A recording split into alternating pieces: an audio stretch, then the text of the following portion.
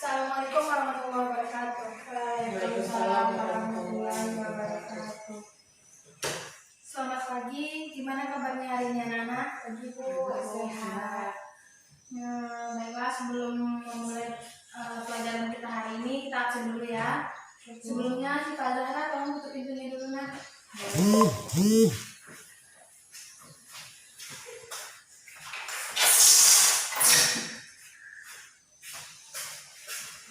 Sebelum memulai pelajaran hari ini, kita berdoa dulu menurut ajaran dan agama masing-masing. Doa mulai. Doa selesai.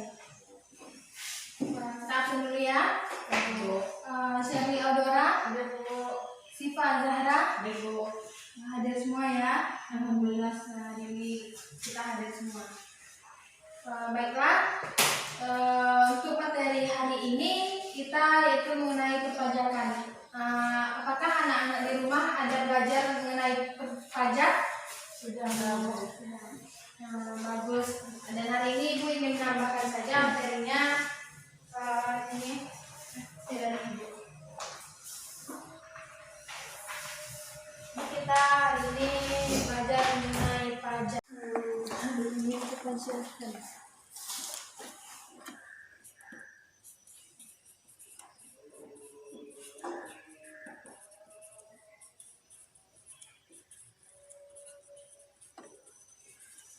Tulisan Ibu jelaskan anak-anak.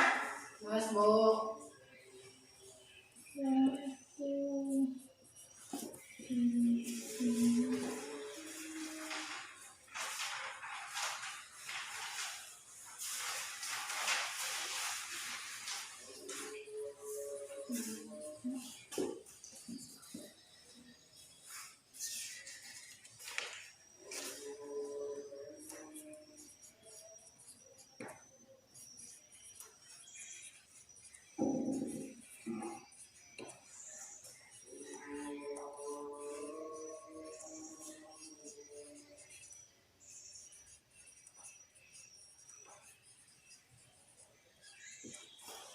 Materi yang kita bahas hari ini tiga, yaitu pengertian pajak, ciri-ciri pajak, dan fungsi pajak bagi negara dan masyarakat. Untuk hari ini yang akan membacakan pengertian pajak, Ibu minta kepada Syifa Zahra. Pajak adalah penghutang wajib dari rakyat untuk negara. Setiap sen uang pajak yang dibayar rakyat akan masuk dalam pos pendapatan negara dari sektor pajak. Penggunaannya untuk membiayai belanja pemerintah pusat maupun daerah demi kesejahteraan masyarakat. Uang pajak digunakan untuk kepentingan umum, bukan untuk kepentingan pribadi. Pajak merupakan salah satu sumber dana pemerintah untuk mendanai pembangunan dari pusat dan daerah. Uang pajak digunakan untuk kepentingan umum, bukan untuk kepentingan pribadi. Pajak merupakan salah satu sumber dana pemerintah untuk mendanai pembangunan di pusat daerah, seperti pembangunan fasilitas umum, membiayai anggaran kesehatan dan pendidikan, dan kegiatan produktif lain. Pemungutan pajak dapat dilaksanakan berdasarkan undang-undang. Sudah? Sudah, Bu. Selanjutnya yang ciri-ciri pajak, tolong membacakan satu orang. Ciri-ciri pajak berdasarkan UU KUP nomor 28 tahun 2007 pasal 1 ayat 1. Ciri-ciri sebagai berikut. 1. Pajak merupakan kontribusi wajib warga negara. Artinya setiap orang memiliki kewajiban untuk membayar pajak. Namun hal tersebut hanya berlaku untuk warga negara yang sudah memenuhi syarat subjektif dan syarat objektif, yaitu warga negara yang memiliki penghasilan melebihi penghasilan tidak kena pajak atau PTKP.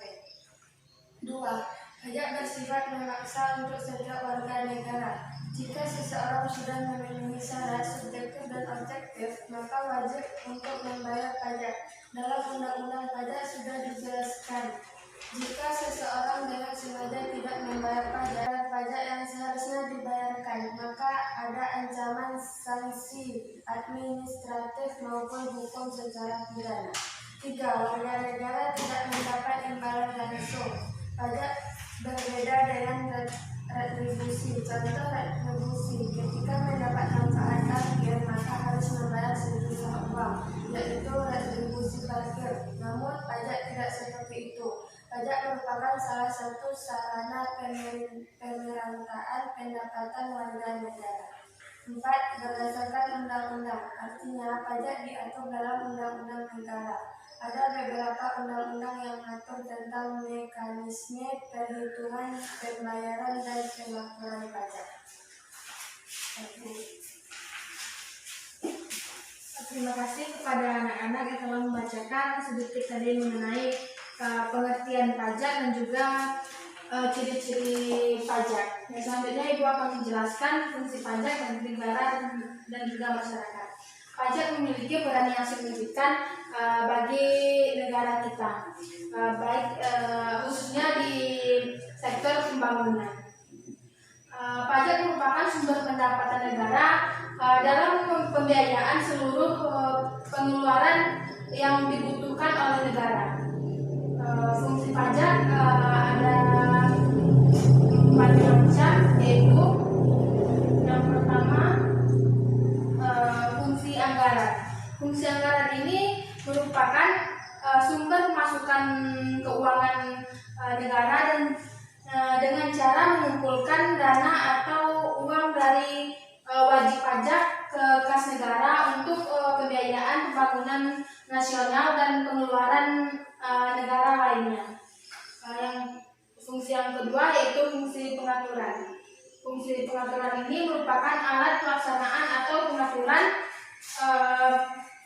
pengaturan kebijakan negara dalam lapangan sosial maupun ekonomi. Jadi dalam kegiatan sosial dan ekonomi, pajak dari pemerintah wajib mengeluarkan untuk anggaran kegiatan ekonomi ataupun kegiatan sosial. Yang selanjutnya yaitu fungsi pemerataan.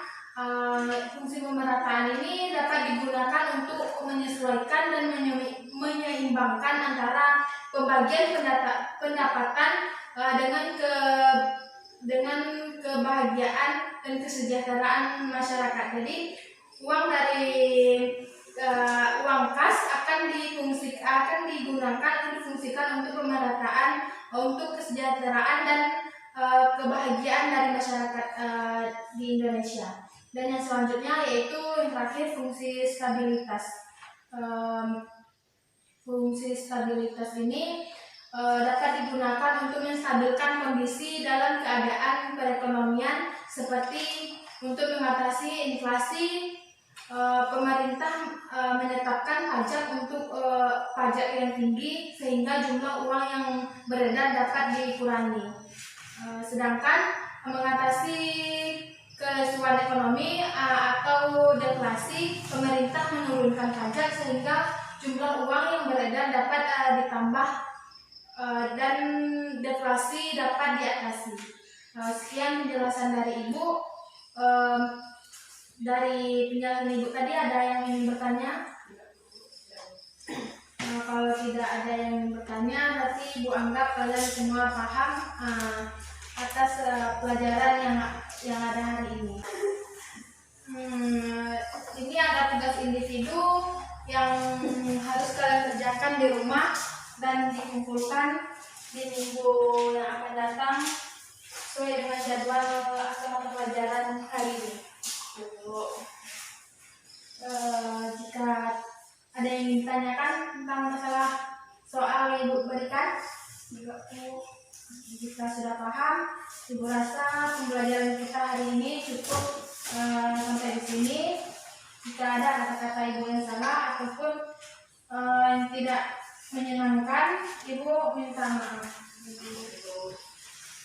Ibu akhiri. Assalamualaikum warahmatullahi wabarakatuh. Jangan lupa ya tugas yang dikerjakan dikumpulkan minggu depan.